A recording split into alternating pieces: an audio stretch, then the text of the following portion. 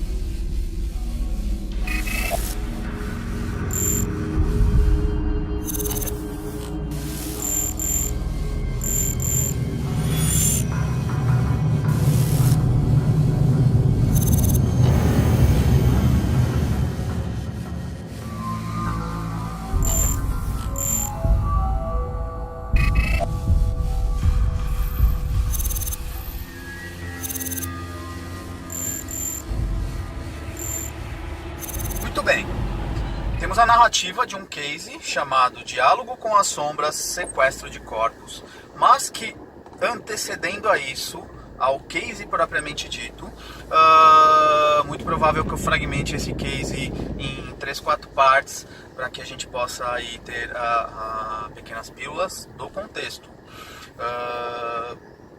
Muito bem, temos aí algumas experienciações no nosso grupo já acontecendo, que se desencadearam por volta de 6 meses, a qual nós teremos uma narrativa em momento oportuno chamado Aconteceu na Casa Espírita.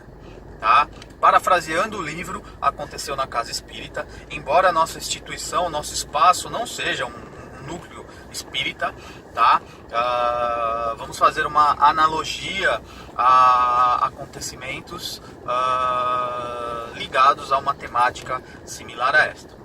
Mas eu quero que vocês guardem essa informação, porque essa informação, neste momento, ela não faz parte, mas ela faz parte do enredo macro que se desenrola já de longa data. Muito bem. Então, nós temos aí, curiosamente ou não, esta semana foi aberta a nossa agenda, que tem a seguinte dinâmica. Todo mês nós fazemos um pré-agendamento do mês posterior, e no dia 15 do mês, como por exemplo o mês de outubro agora, nós abrimos a agenda de novembro, ok? As datas de novembro, onde aquele que busca uma tratativa apométrica entre em nosso site www.fabionasa.com.br/agenda, e aí ele faz o agendamento apométrico. Nosso sistema tem um seguinte sistema: um cadastro feito, onde há um preenchimento eletrônico de um pré-cadastro, uma ficha de anamnese, onde será solicitado seu CPF, seu e-mail e dados pessoais, o motivo ao qual se busca a tratativa apométrica, ligação com alguma instituição religiosa, espiritual e afins, se possui mediunidade desenvolvida e assim por diante. Um questionáriozinho básico e breve. Muito bem. O sistema tem a seguinte característica, que por alguns é bastante criticada, e aí eu explico o porquê. Há um porquê do desenvolvimento desse sistema desta forma. O sistema trava o seu agendamento mediante a inscrição, o uso do seu CPF e do seu e-mail. Para que essa funcionalidade? E aí vocês entenderão lá na frente o contexto geral do diálogo com as sombras. Quando você faz a sua inscrição, você está acionando a sua energia para... De longa data que eu tenho já de experiência com tratativa apométrica, já vi vários grupos trabalhando com várias dinâmicas de atendimento, uma triagem prévia, um processo de agendamento de solicitação por e-mail, que demanda de uma pessoa, de um secretário, de alguém que recebe esses e-mails, faz a triagem, a solicitação, a resposta e assim por diante. Há no nosso sistema um processo totalmente automatizado, que ele torna, de certa forma, alguns contextos impessoais, que também tem um porquê disso. Quando você torna o contexto impessoal, você filtra um pouco uma síndrome que nós brasileiros acabamos por passar, que é o jeitinho de. Aquela velha história de que eu estou com dor, estou com problema, estou com isso, estou com aquilo, tentando sensibilizar o próximo, e muitas vezes aquele que fica de anteparo, acessando o e-mail, lendo o seu case, o seu caso, muitas vezes ele se sensibiliza ou ele não tem a habilidade emocional de não se conectar com o contexto. E eu costumo dizer, dor é dor, uma unha encravada ou um câncer terminal é dor, e aí não cabe a mim julgar se é você ou não, se deixa de ser ou não deixa. Por isso nós temos um sistema que traz uma impessoalidade no processo de inscrição, eliminando uma mão de obra aí, evitando também que essa mão de obra humana tenha uma conexão mental e emocional inicial, prévia, com o atendimento. Vocês entenderão esse contexto lá na frente também. Ok, uma vez você feita a sua inscrição, o sistema trava a sua inscrição por 6 meses. A não ser que haja uma informação, uma orientação do plano extrafísico para que haja retorno do atendimento apométrico. Uma vez passado por um atendimento, esse indivíduo ficará por 6 meses com o seu cadastro bloqueado. Por que disso, Fábio? Porque nós evitamos que o consulente não faça a lição de casa. Dentro do princípio do 80-20, um princípio onde o consulente tem que fazer a sua lição de casa, ele recebe 20% daquilo que ele necessita e merece, os outros 80%, que é a sua busca emocional, seus processos de melhoria e assim por diante, o alavanque da sua energia para sua melhora interior, o que alguns chamariam de reforma íntima. Eu não gosto dessa pontuação, dessa colocação, mas o processo de melhoria contínua, de olhar interno, do conhece a ti mesmo e assim por diante. O indivíduo é obrigado a fazer a sua lição de casa e não caia no contexto de um papa atendimento apométrico, de uma busca de atendimento contínuo, melhora um pouquinho, volta para o atendimento, recai, melhora um pouquinho, piora um pouquinho, volta para o atendimento, e o indivíduo não sai do loop. Uma das características do núcleo Vida Plena é uma característica de anda para frente. A gente tem uma brincadeira, uma piada interna que surgiu no grupo, Vida Plena também, nós abreviamos por VP. Alguns dizem, vai porra, anda, caminha, porque ou você vai, tá? Nós estamos, uma frase que eu coloco muito em curso é, espiritualidade não está aqui mais para trocar a fralda espiritual do ser humano. Existem escolas, egrégoras e egrégoras, mas uma característica do Vida Plena é uma característica de caminho. Muito bem. E aí nós entramos então na narrativa do case de hoje, que ele antecede ou ele está correndo paralelo à temática do diálogo com as sombras, onde nós estamos impulsionando o indivíduo também a acionar a sua força de. Uma das frases que me chegam muito aos ouvidos por vias de e-mail, WhatsApp ou outras vias de comunicação é: mas eu não tenho e-mail. Mas eu não sei mexer em computador. Mas e uma senhorinha de 80, 90 anos que não sabe usar o computador? Como é que ela faz para um sistema totalmente automatizado, informatizado e assim por diante? Pessoas, seres humanos, escutem. Nós estamos numa era de tecnologia, de avanço, de transição de tecnologia, de surgimento de muitas questões que até 50 anos atrás, um salto, um avanço tecnológico era inexistente. Mas, hoje, é quase que impossível você ser um ser que não possui um e-mail, que não possui uma via de comunicação eletrônica. Tá, mas os mais antigos, o que nós fazemos? Conheço pessoas que estão na classe da terceira idade e que possuem meios eletrônicos, se atualizam, se informam de. Mas e aquele que não? Ele não tem parente? neto, filho, irmão, irmã, talvez esse mecanismo seja uma mola propulsora para este também reconciliar-se com os da sua família. Talvez esse mecanismo seja um instrumento para trazer um despertar do indivíduo, inclusive para desenvolver-se no pilar informática, por que não? Talvez esse seja um motivador para acionar a força necessária para o indivíduo proporcionar mudança de vida. Se o indivíduo não tem um mínimo esforço nem para fazer a inscrição do seu atendimento, quiçá proporcionar-se a um processo de reforma interior, de mudança de padrão comportamental e assim por diante. Então utilizamos esta dinâmica, essa metodologia, que não é melhor nem pior, mas é um processo adotado pelo nosso grupo, ou um processo idealizado por mim, que idealizei o VP e que vem implementando e mantendo de forma firme, que é desta forma sim, para impulsionar a força do indivíduo. Outros contextos que nós temos ventilando no nosso grupo. Ok. Pessoas que me ligam com o seguinte contexto: eu fiz uma inscrição para o meu filho e aí agora eu estou tentando fazer uma inscrição para mim, eu não consigo. E aí eu pergunto: quantos anos o seu filho tem? 14, 15, 16, 17, 18. Ele sabia desse contexto? Não. O atendimento não vai funcionar. Ele sabia, mas não foi ele que fez a inscrição. Você acha que ele vai operar mudanças se você continuar fazendo as coisas por ele? E aí muitas vezes o consulente, que depois vai buscar um atendimento para si, encontra-se com o seu cadastro bloqueado. Interessante. E eu pergunto: você se inscreveu com qual e-mail e CPF para o seu filho? Com o meu. Por quê? Por que você preenche os dados cadastrais de um terceiro com os seus dados? Interessante isso. Questões a serem refletidas.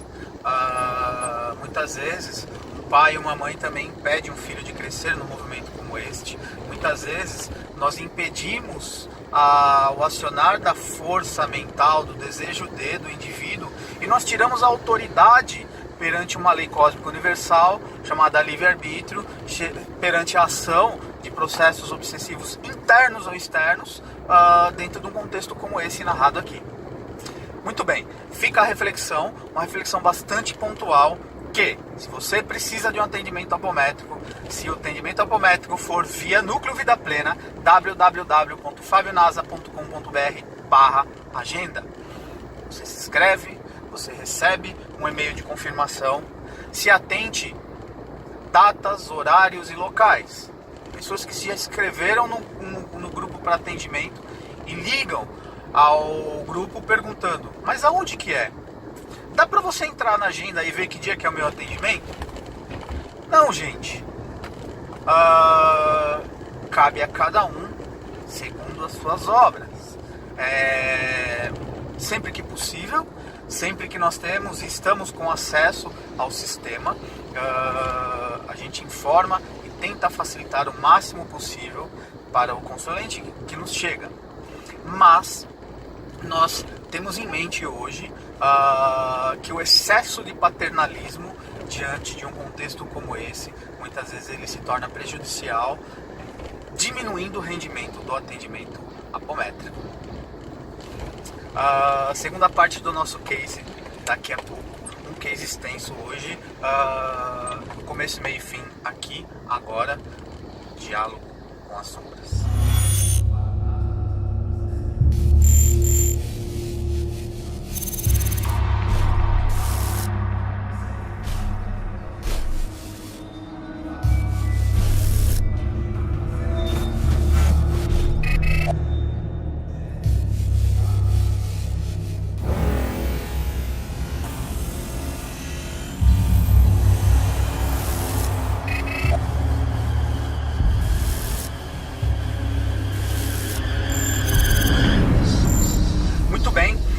Então, com a parte 2 do nosso bloco aqui, Diálogo com as Sombras. Case interessante. Pegando o gancho da máxima e da matemática, temos uma aluna consolente estudando conosco, médium, versada, desenvolvida, estudada, que em suas andanças em desdobramento acaba por ter o seu corpo etérico e astral clonado, copiado, retido na astralidade. Essa percepção nos vem depois de alguns sintomas físicos que essa consolente nos traz. Essa percepção vem diante de um pedido de triangulação também, com outras informações de outra egrégora, para que a nossa percepção também não estivesse contaminada com o nosso contexto emocional, com o nosso envolvimento para com essa consolente aluna. Muito bem. A consolente então nos traz a devolutiva, sim, de que havia indícios de sequestro de duplo e de talvez astral. Corpos copiados e aprisionados na astralidade. Muito bem, muito bem, muito bem, muito bem. Esse processo já foi detectado há aproximadamente uma semana, 10 dias. Tempo hábil para que a astralidade também fizesse a sua investigação do contexto. Nos é orientado que teríamos duas vias de atendimento para essa consolente: na nossa egrégora Vida Plena ou na segunda egrégora, a qual houve a primeira consulta mediante a presença de alguns médiuns preparados para o contexto. Muito bem, então consolente fica decidido esta que passe em atendimento no nosso grupo, curiosamente, data de aula, a qual a temática era sequestro de duplo, corpos mentais, astrais e etérico. Essa era a temática ventilada na aula, a parte didática da aula. Consolente vem, então, consolente aluna, vem o atendimento, aberta a frequência, e antecedendo a esse período de atendimento, já no dia de atendimento, a percepção de uma presença, de uma ressonância bastante significativa neste contexto, a qual lhes é narrado. Sintomas do médium que vos fala: dor de cabeça, gastrite, ou queimação de estômago, e alguns outros médiuns do contexto a qual foram triangulados no dia traziam contextos parecidos. Isso era um sinalizador de certa forma positivo, embora nada agradável o contexto vivido. Muito bem, seguimos então ao nosso case: dia de atendimento, horário de atendimento, aberta a frequência de consolente, e logo foi pedido neste dia que um outro operador viesse em meu lugar, para que nós tivéssemos, no contexto didático, a percepção dos médiuns na direção de mesa por uma outra ótica, um outro perfil de operação, embora uma espinha dorsal de atendimento, e estaria eu como médium e um corpo mediúnico de aula também, habilitado e gabaritado para tratativa. Aberta a frequência, logo então foi orientado que o operador direcionasse os médiuns para nenhum movimento de embate, nenhum movimento de ataque, nenhum movimento apenas observassem, separasse um grupo que desceria nos níveis de umbral até os limites das regiões abissais, fizesse um processo de aclimatação energética para que os médiuns pudessem suportar a densidade ok?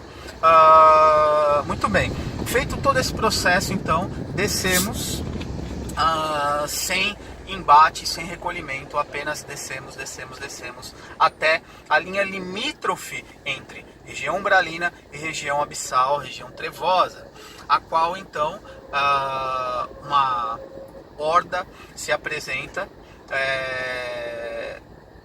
num caráter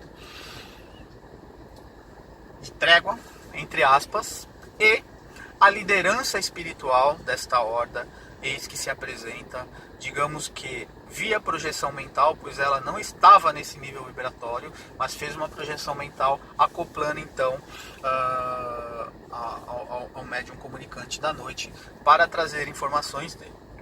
Esse já estava sabido do contexto a qual ia se desenrolar, narra para nós como um grande processo de aprendizado, e aí fica a grande lição deste case, que ela emenda com a primeira parte do nosso case, que é livre-arbítrio e as leis existentes na astralidade. Não é porque você é apômetra, não é porque você é um bandista, não é porque você é especialista em processos obsessivos complexos, não é porque você conhece processos magísticos que você tem autorização, autoridade e pode interferir em qualquer egrégora. Não é porque você está num contexto de caridade para com o seu próximo que você precisa carregar essa ideia salvacionista. Uma vez que você intercede por alguém, você também está intercedendo na egrégora que afeta este indivíduo. E esta egrégora pode sim se voltar contra você, se você não estiver devidamente paramentado, devidamente balizado, devidamente protegido, autoprotegido, com as suas portas emocionais fechadas e principalmente não estiver agindo dentro da lei. E aí, antes de falarmos de lei, vamos falar de um contexto chamado coerência emocional, tá? Coerência emocional ou fator coerência, vamos chamar de fator coerência, quando o indivíduo ele está diretamente alinhado com aquilo que ele fala e aquilo que ele faz. Isso gera uma coerência, uma proteção natural, onde o indivíduo não cai no campo da hipocrisia. Faça o que eu falo, mas não faça o que eu faço. O indivíduo, e muitos que negam a sua sombra, muitos que negam os seus nós emocionais, muitos que não olham para o seu interno e negam os seus problemas, as suas mazelas, ou que negam que são seres humanos, que erram, que beijam, que trepam, que gostam de jogar bola, que sentem raiva, que ficam tristes e assim por diante, caem num contexto de incoerência emocional, fazendo com que você abra uma porta, você se dissocie do seu comportamento, do seu sentir, do seu agir, fazendo com que você se torne porta aberta e você muitas vezes fira uma lei. Ok, voltamos então ao contexto da lei cósmica universal, chamada livre-arbítrio, respeito ao campo energético do outro, interferir, interceder na vontade do outro, interferir, interceder no desejo do outro não real de ser auxiliado, muitas vezes no comodismo do outro, no desculpismo do outro, com essa ideia de salvacionista chamada falsa caridade, te coloca numa posição chamada prepotência e arrogância. Prepotência porque você acredita ter uma potência maior daquilo que você é capaz. Arrogância porque faz você acreditar, em um polo negativo da arrogância, faz você acreditar que você é capaz de algo que você não é capaz. E aí nós temos uma máxima, um contraponto a isso, que diz que ser humilde não é andar de chinelo, bermuda, calça rasgada, roupa rasgada, sim, totalmente simplório. Ser humilde é ser exatamente aquilo que você é, nem 1 milímetro a mais, nem 1 milímetro a menos. Se você é bom naquilo que você é, naquilo que você faz, seja e faça. Se você não é eficiente, bom naquilo que você é, admita, não sou bom nisso. Se você sente raiva, admita que você tenha raiva. Se você sente ódio, admita que você tenha ódio e precisa trabalhar isso ao longo da sua trajetória. Estar no caminhar de, muito melhor do que negar aquilo que você tem e jogar essa sujeira para baixo do tapete. Ainda que nós não estamos olhando sobre uma ótica de quantum energético que se recalca para a sua estrutura, desequilibrando todo o seu sistema. Muito bem. Então, essa é a narrativa do nosso do espírito comunicante, dessa liderança que faz a sua projeção mental, que não se expõe a ponto de se aproximar ao grupo, que da linha limítrofe, dentro das suas paragens, é recebido com muito respeito. Todos os guardiões que nos assessoravam, de guarda em alerta, mas com armas baixadas, pois havia um contexto de trégua naquele momento. E eis este que narra, que traz as seguintes narrativas. Pífia a ação de vocês, médiuns, que se colocam interferindo na lei, ainda mais inabilidosos emocionalmente. Se tornam presas fáceis e eles, opositores à política crítica e não espíritos do bem ou do mal, e sim opositores a uma política libertadora de consciências, trabalham com afinco dentro desses caminhos e portas que nós abrimos a eles. Eles não roubam a nossa energia, eles não interferem no sistema se não houver uma permissividade nossa, seja como grupo, seja como indivíduo. Muito bem. Eis que o discurso é bastante longo dentro desse contexto, trazendo um alerta, um aprendizado aos médiuns com essa questão de síndrome de Madre Teresa de Calcutá, de querer interferir no campo energético e salvar, ajudar, auxiliar aquele que não está preparado para. E que enquanto a lei o permitir, eles iriam agir, sim. Enquanto essas portas existirem, eles agirão. E tivemos que colocar o nosso rabo entre as pernas, porque este está certo naquilo que professa. Não é um espírito burro, não é um espírito ignorante, é um espírito de muita classe, com uma densidade bastante difícil de segurar, com uma força mental descomunal, mas com muita propriedade naquilo que estava dizendo. Admiro os seres da sombra dessa magnitude e digo que as trevas trabalham a serviço da luz quando trazem contextos nessa magnitude e nessa intensidade. Este entrega a cópia do corpo astral e do corpo etérico que estava aprisionado em suas paragens, a narrativa do nosso operador, um sentimento de gratidão e de que este refletisse e talvez estivesse colhendo frutos futuros da luz. E este diz: não estou fazendo isso por coação aos trabalhadores do Cordeiro ou coação aos agentes da justiça, não estou fazendo isso por compaixão a vocês ou esta mísera, assim foi as palavras dele, consolente, neste caso aluna médium, aí presente. Estou fazendo isso única e exclusivamente porque me foi ofertado uma moeda de troca, em troca desta trégua que vai me trazer ganhos temporários. Não houve entendimento dele desta parte do porquê dessas ações, que num segundo momento narrarei para vocês o porquê que os guardiões superiores autorizaram esta trégua, autorizaram em troca dele. Por que a esfera superior se preocupou com a recuperação de um corpo astral e de um corpo etérico, ou uma cópia de um consolente aluno? Qual é o fator motivacional disso? Isto não vem ao caso neste case, neste momento, mas nós temos aí uma narrativa muito rica e muito sábia dos limites mediúnicos do indivíduo, até onde operar, até onde avançar, até onde interferir num sistema, sendo que a análise que cada grupo e cada indivíduo precisa entender é: será que eu tenho estrutura energética emocional? Será que a minha casa, o meu espaço tem o assentamento necessário, o preparo necessário, o estudo necessário e o perfil para? Será que eu, como dirigente numa frente apométrica, será eu como uma liderança, será eu que sei direcionar o meu grupo e coordenar o meu grupo para ações a qual o meu grupo está ou não capacitado? Será que eu, médium em desdobramento, conhecedor das leis apométricas, conhecedor de leis do magnetismo e assim por diante, sei até onde posso ir, até onde devo? E a pergunta que nos fica: e a guarida espiritual? Por que isso foi permitido?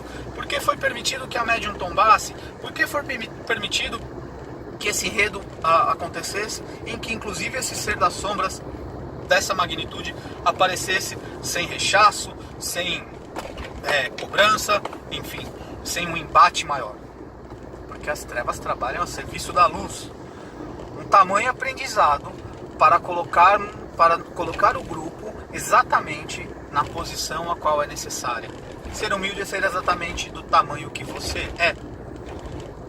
Médium que recaiu, desenvolver a humildade, trabalhar o contexto emocional que desencadeia o impulso de síndrome de Madre Teresa de Calcutá, interferindo, tentando auxiliar aquele que não quer ser auxiliado, tentando marcar um atendimento para aquele que não está preparado e não tem o desejo de, neste momento, entrando no campo mental, entrando no campo emocional e interferindo numa rede, num sistema energético espiritual ao entorno, que muitas vezes vai se incomodar com esse contexto. Muito bem. A espiritualidade espera santos, anjos, pessoas totalmente gabaritadas? Não. Mas pessoas dispostas a estudar, aprender, entender do contexto. Pessoas que estejam em movimento para que portas emocionais sejam fechadas e para que haja uma premissa das leis cósmicas superiores também no ato de defesa do seu indivíduo. Tá? Lei é lei e não dá para interferir, revogar, declinar uma lei cósmica universal. As sombras agem com muita sabedoria dentro da linha de lei. Trabalham nas brechas que nós ofertamos, permitindo que esse sistema subsista ainda. E como foi dito, para nós finalizarmos, nós somos os fornecedores da energia, do quantum necessário para esse sistema.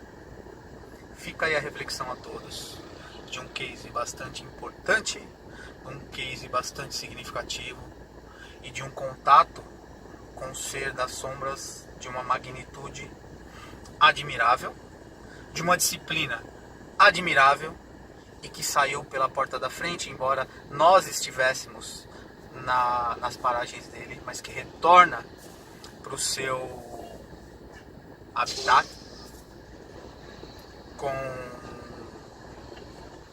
respeito à hierarquia superior nossa e com respeito a essa ação específica, dizendo claramente que continuará combatendo os servidores do Cordeiro, que esta pequena trégua é única e exclusivamente para ele refazer as suas estratégias dentro das ações a qual vem calculando e desempenhando contra o processo de expansão de consciência e evolução do indivíduo e da coletividade.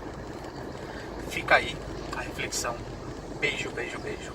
Até a próxima. Mais um case de sucesso em sucesso junto à tratativa apométrica. Não percam, em breve, a segunda parte dessas duas partes do diálogo com as sombras. Vem mais por aí. Beijo.